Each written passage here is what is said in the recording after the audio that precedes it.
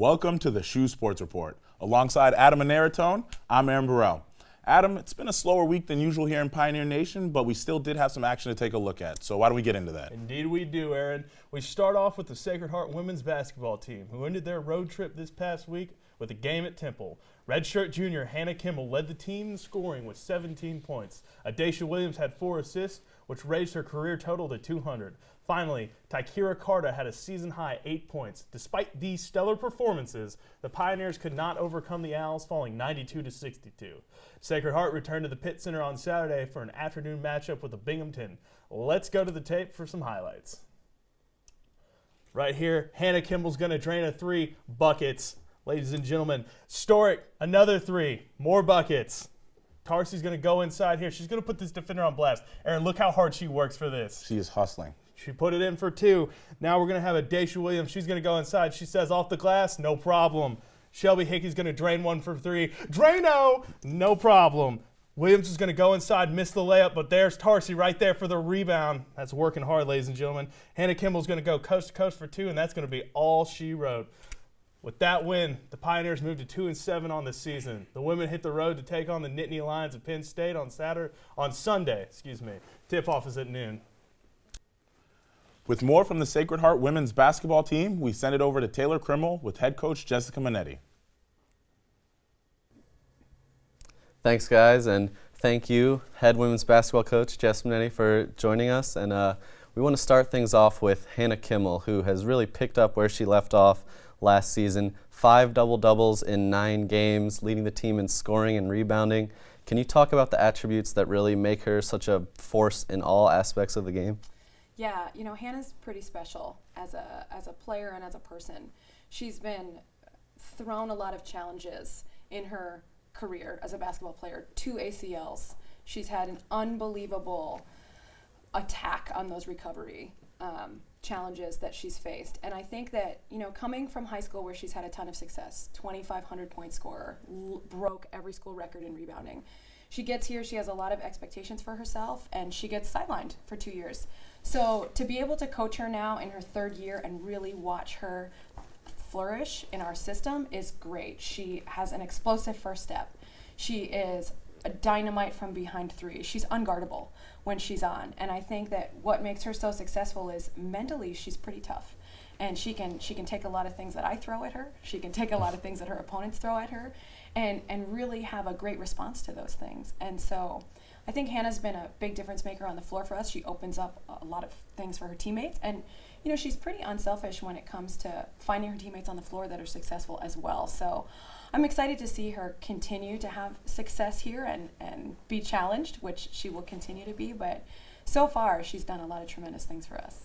Yeah, she definitely has. And, you know, Hannah isn't doing it alone. We've seen some great efforts from a number of her teammates this year, kind of filling in the shoes of some of the latest members of the graduating class. So can you talk about some of the people that are kind of stepping into new roles and, you know, flourishing?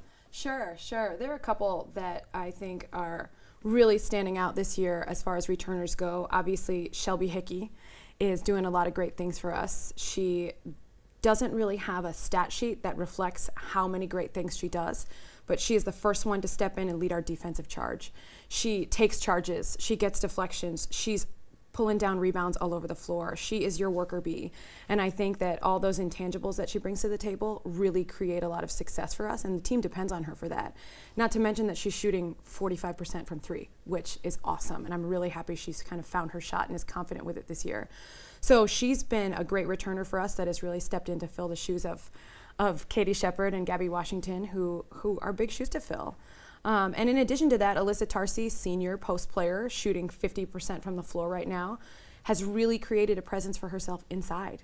And I think with her rebounding consistency and with our ability to get her the ball, we've really found a way to balance our attack and have a fun way to create offense inside and out. So I'm really pleased with her consistency. It's been the most consistent in the 3 years I've coached her. So the sky's the limit, I think, for her this year.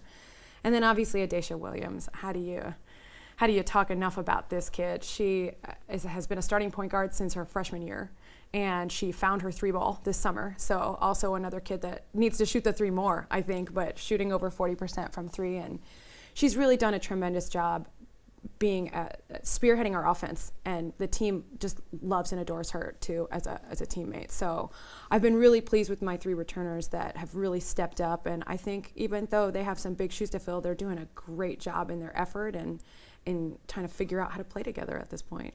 Yeah, it's great to see them playing at a higher level. And there are a couple of non-conference games remaining on the schedule. You travel to Penn State after finals and host Buffalo on December 29th at the Pitt Center. What are you looking to achieve in these last couple games before you start conference play in January? I'm looking to achieve less turnovers and more rebounds. Our style of play is really dependent on being able to score and being able to rebound and run. And I think those are the 2 most glaring pieces of the stat sheet that we need to work on. And so we've really been challenged to do that, losing 3 games by 1 possession. You'd think you'd learn after the first one to take care of that ball a little better. But, sometimes you have to learn the hard way to really be better at what you're trying to do. So we've really put a point of emphasis over the last couple practices in ensuring that we have the possession on the rebound every single time, not giving teams 2 and 3 chances to beat us. And then obviously being really, really strong with that ball and valuing the possession, not turning the ball over. So I'm hoping that you'll see a little bit more consistency in the next 2 games from those areas, because we're shooting 40% from the floor, and when we're taking great shots, they're falling. We just have to take care of the ball enough to get more shots up. And Penn State will definitely be a challenge for us in both those areas. And I think Buffalo will also be a great challenge for us. They're off to a good season at the mid-major level. So hopefully we can get those 2 things cleaned up and be really confident leading into conference season that we're going to be able to achieve consistency across that stat line. Yep. All right. That sounds great. And Coach Minetti, thank you so much for joining us today. It was a pleasure to have you on, and we want to wish you and your team a happy and healthy New Year and a Merry Christmas. Oh, thank you, Taylor. It's great to be here. All righty.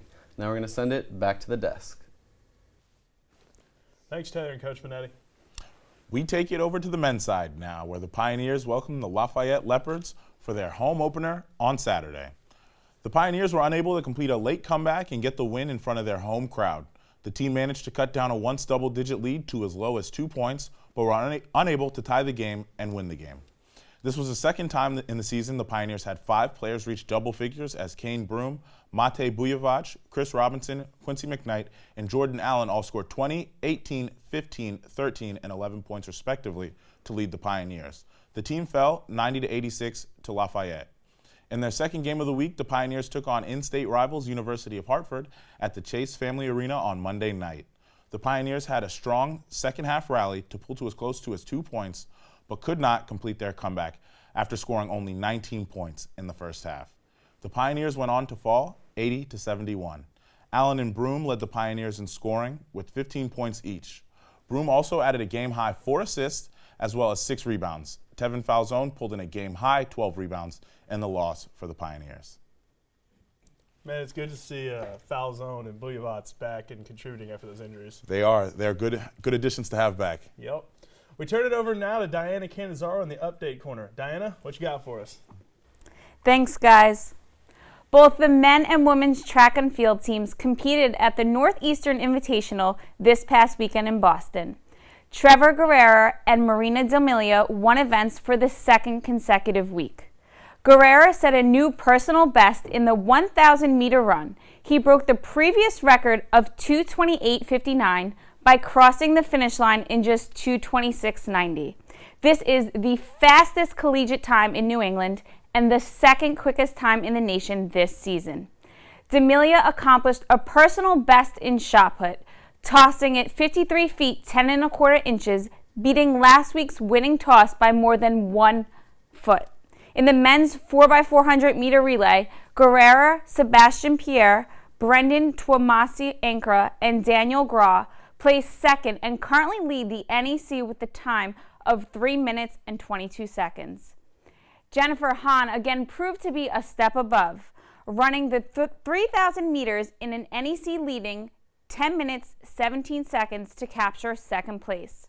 Hahn has now qualified for the New England Championships in 2 events after finishing under the standard in the 5,000 meters last week. The Pioneers will return to action following the winter break on January 9th at the 34th Annual Yale University Intercollegiate Track Classic, hosted at the Cox Cage in New Haven, Connecticut. Well, that's all we have for the Update Corner. Back to you guys at the desk. Always a pleasure to hear from you, Diana. Well, that's all we have for you guys this week. Being that this is the last show of the year, from Pioneer Nation, we want to wish you all a Merry Christmas and a healthy New Year. For Adam Naratone, Taylor Krimmel, Diana Canizero, and everyone in the back room, I'm Aaron Burrell. We'll see you guys next year.